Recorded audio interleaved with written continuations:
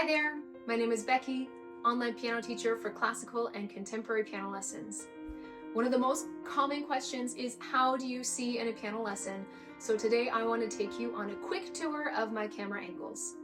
I currently have 3 webcams in my setup, which I have accumulated over the years. My overhead camera is a Logitech 922. The main view camera is a Logitech Brio. The side view is a Logitech 920. This setup is in constant evolution and began with the built-in webcam on my 2015 MacBook Pro alongside the Logitech 922 as my overhead camera. A quick word on my studio. We have students of all ages and levels in classical and contemporary genres. And it's all about learning how to speak music with how we read, how we interpret, how we listen, how we move, and how we improvise based on bringing out our own artistic voice. Let's go on the tour. Welcome into the online studio.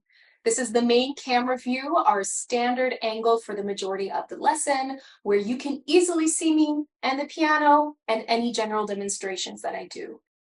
Here we have the overhead view. You can clearly see the entire keyboard. So I can demonstrate chords, or I can demonstrate fingerings, or I can demonstrate hand alignment and positioning, anything that might be nicer to see from over top. And the angle is adjustable. If you need to see closer, I can simply lower the camera and we continue from there.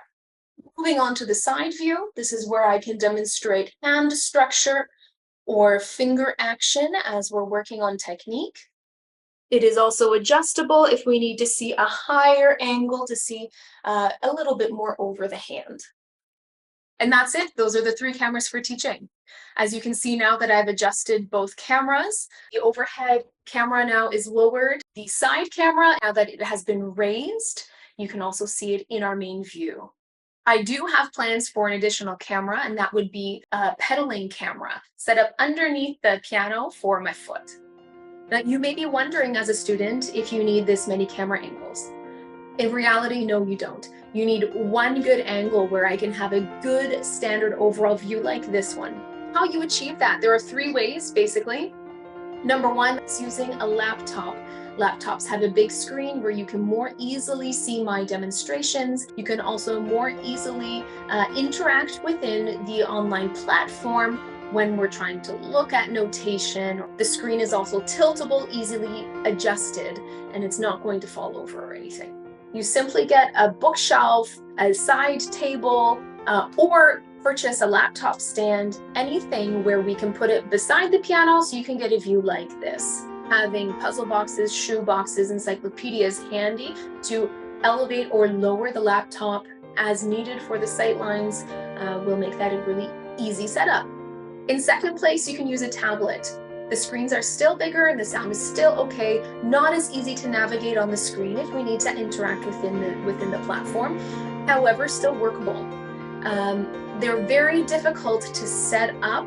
They don't tilt forward like a laptop screen. So in order for it to be workable for a lesson, you really need a tablet stand.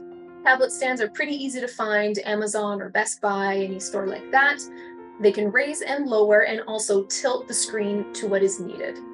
Last resort would be a cell phone. Cell phones are not preferable because of the very small screen and normally the lower quality of sound.